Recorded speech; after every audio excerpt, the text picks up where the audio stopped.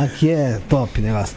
A Bárbara Vieira, gostaria muito de escutar a Caroline falar sobre o seguinte. Aí é de você, tá? O que você acha do apagão que houve na Europa? O que você acha que vai acontecer na Europa? A espiritualidade deu algum recado sobre? Poxa, é interessante estar falando sobre isso, Felipe, porque já fui umas três entidades. Uma delas foi a Bárbara, a Sete Sá de Bárbara, que falou sobre uns acontecimentos que iam ter aí, né, no ano. Entidades assim distintas, de pessoas que eu conheço muito aleatórias e que vieram com essa pegada do que vai acontecer algo pós até a pandemia, né? Trazendo da pandemia para cá, e eu entendo que foi um desencarne em massa. Sim. Então, se a gente entende que existe essa galera lá do outro lado, e a gente volta pro termo dos reinos, né? Existe a galera das almas, existe essa galera que tem que... Vamos organizar tudo. E foi um desencarne em grande quantidade. Acredito que desestabilizou o outro lado também e está em ordem, né? Acredito que espiritualmente tem algum... Tem. Eu não vou afirmar o certo. Não vou... Porque acho que isso é muito particular. Mas acredito que não é à toa, não. Né? O Mastral, né? Falou sobre isso, né? Daniel Mastral falava, né? Ele falou sobre isso, né? Eu não desconsidero nada, Felipe. Eu sou muito espiritualizado. Eu sou de Quimbanda, mas eu consigo entender a visão de outras pessoas que não sejam. É muito bom. Isso daí, eu costumo dizer igual minha mãe falava, né? Eu não sou espírita, eu sou espiritualista. Eu consigo entender a visão dos outros. E foi falado, a gente não pode descartar, mesmo sabendo que ele era evangélico, né? Não só ele era cristão. cristão. A questão é que o Daniel Mastral, ele não chamava nem Daniel Mastral, era Marcelo Agostinho Ferreira. Ele criou um personagem que é o Daniel Mastral e criou algumas histórias em relação a isso que se deram em livros, e ele foi publicando e ficou muito conhecido através dos seus livros, né? Que é o Filho do Fogo, se eu não me engano, o nome do livro. E ele estava trazendo mesmo nos últimos tempos, né? Pouco antes dele morrer. Televisão. Ele estava trazendo pouco antes dele morrer algumas coisas que ele falava sobre o que a gente chama hoje, ainda chama de teoria da conspiração, né? A gente chama disso. Mas eu também não sou essa pessoa que fecha o olho para todo tipo de teoria, não. Eu analiso bem, às vezes eu pego umas que, porra... teve um exemplo disso, teve a abertura, né, dos 5 portais do Papa. No começo do ano, que ele fez a abertura dos 5 portais. Na igreja teve, na Santa Missa. Eu vou te mandar o link.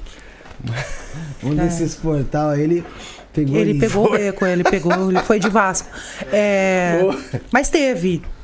Eu até brinquei com isso, conversando com os amigos, falando, se ele faz, ele é papa, né? Se fosse um tempo de inquisição, mas sabe já era pra mim. Sabe uma coisa que... Eu falei isso anteriormente, mas o público que tá aqui acho que não pegou. Uma coisa que eu tô achando legal vai ter esse conclave, vai ter esse eleito esse novo papa e tal. E tem um papa que chama Robert Sarah. Ele é lá de Guiné.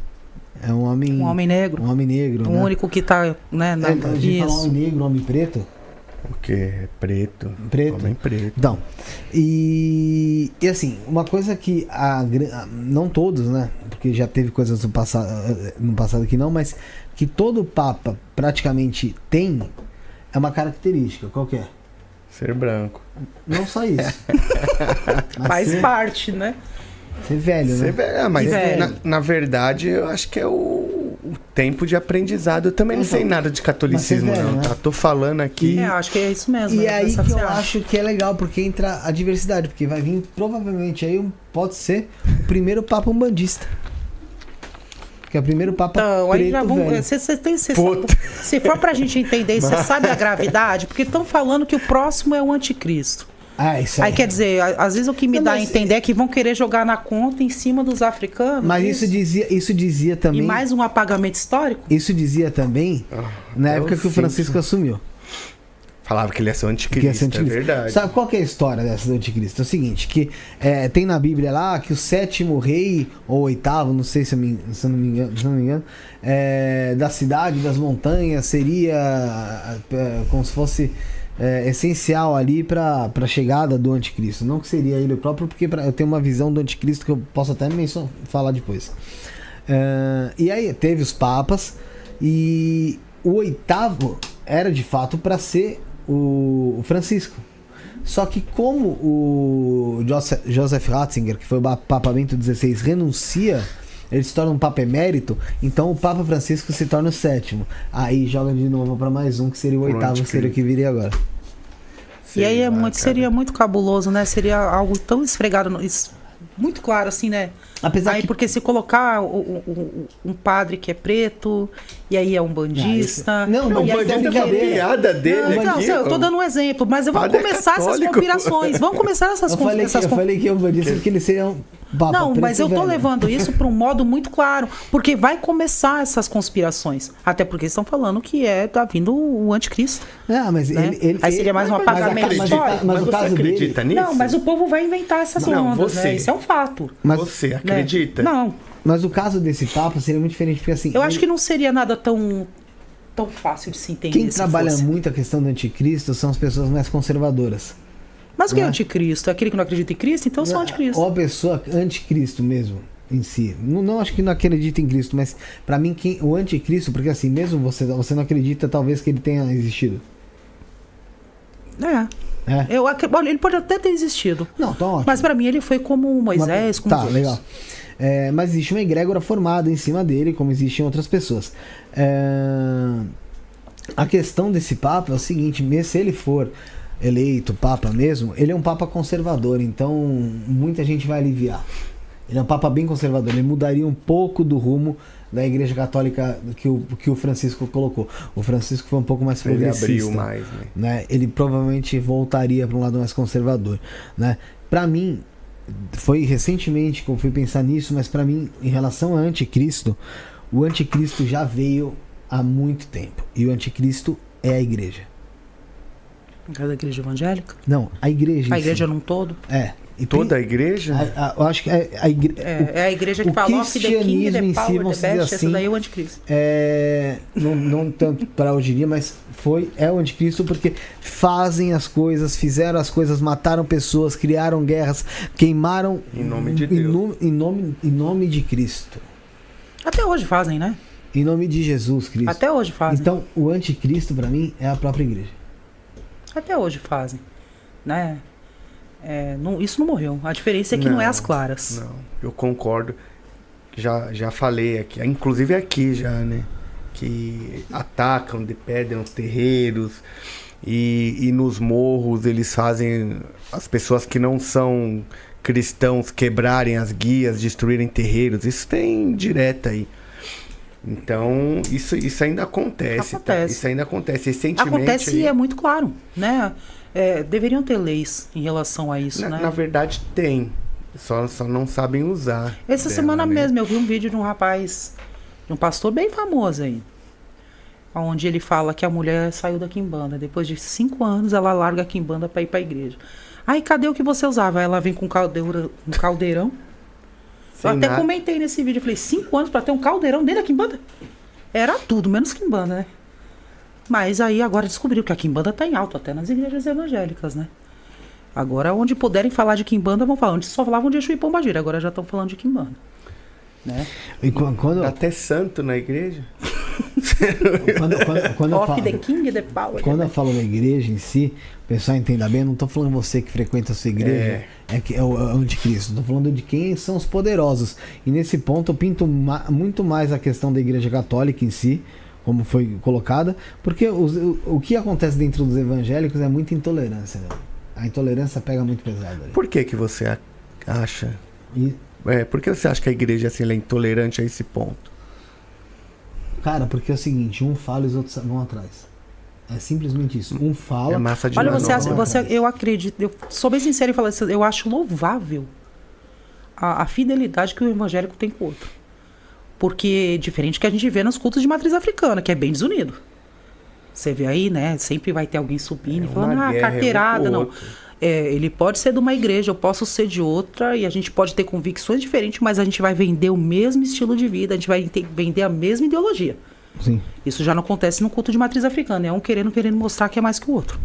Né? E dando carteirada, você tem que andar com currículo, né? E o cartão de identificação. Eu vou te falar, o Thiago também, né? que a gente tem podcast e trata muito do ocultismo, também dentro de cultos de matriz africana, gente, é uma guerra o tempo inteiro. É um atacando o outro. Se você se aprofundar, você vai ver que todo dia tem uma briga nova. É um atacando o tempo inteiro. Cara, eu já parei pra pensar nisso, já até conversei sobre isso com algumas pessoas. A gente tem na verdade temos 2 problemas, tá? O primeiro, que é justamente isso que você trouxe aqui, as pessoas se atacam o tempo inteiro gratuitamente, tá? Porque o meu é melhor, o meu é maior, o meu acontece, eu trabalho com o espírito que era a rainha lá, a Cleópatra, tem tudo isso aí. Só que a gente tem um outro lado também. O que tem de gente falando que é e não é um problema sério. Mas esse também. Conceito do se atacar não é de agora, não. Não. Isso veio. Mas agora o eu sou. Inclusive esse, eu sou Mameta, eu sou Tata, ou nem isso, eu sou feito na Quimbanda. E você conhece a pessoa. Tem pessoas que a gente conhece.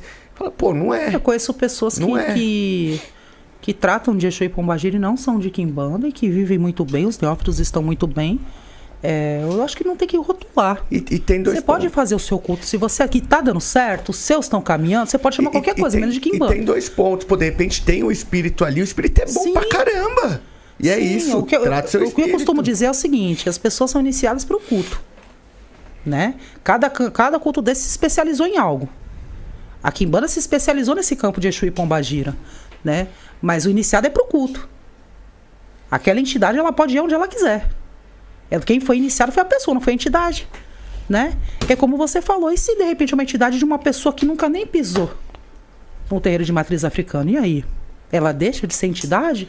Ou a gente vai disputar, não, ela é do candomblé, não sei, ela tem tons ali, não sei, tô achando que ela é de Quimbanda. Eu não vou ir muito no candomblé, adentrar muito, porque eu vou falar uma coisa que eu não sei, mas eu já ouvi pessoas do candomblé falar que o candomblé não deveria nem ter Exu e Pombogira. Mas como eu não sou do candomblé, eu não vou entrar nesse meio. Eu tenho lugar de falar porque eu sou iniciada no candomblé, né? Então você pode me ajudar. É assim, não é que não pode.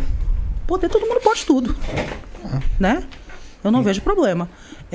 O que eu acho é que tem que ter uma separação. Antigamente, né, muitas pessoas ainda afirmam que Exu e Pombagira é escravo de orixá. Mesmo a gente dizendo que não é. E quanto tempo Exu e Pombagira foi deixado de lado até mesmo dentro da Umbanda? Sim, é isso que eu falo. A especialização trouxe a Quimbanda. A Quimbanda vem forte hoje porque a gente mostrou que a gente olhou para esse povo, né? A gente preferiu os Exus e a Pombagira, ou eles preferiram a gente, vamos se dizer assim. Não, porque viravam a banda quando iam tocar. Sim, eram entidades procuradas só em último caso. Ainda existem poucos, né? Porque agora todo mundo quer tocar pra Exu. Mas ainda existem terreiros. Entra nessa seara que eu te falei, é por isso que eu não consigo ver nada acima de mim, mas tudo numa mesma linha. Eu sempre costumo dizer que eu vejo uma Pombagira e Oxum no mesmo plano. Eu não vou colocar Oxum acima da minha cigana. Pra mim, tá aqui no mesmo plano. São mulheres. Né? Com energias diferentes, mas são mulheres. Eu te entendo, mas se eu colocar num lugar mais alto, eu tô inferiorizando a mulher da minha vida. Eu te entendi. Eu penso diferente, mas eu entendo o ponto de vista. Não, pra mim, eles estão em situações diferentes, né? Quando a gente fala em Oxum,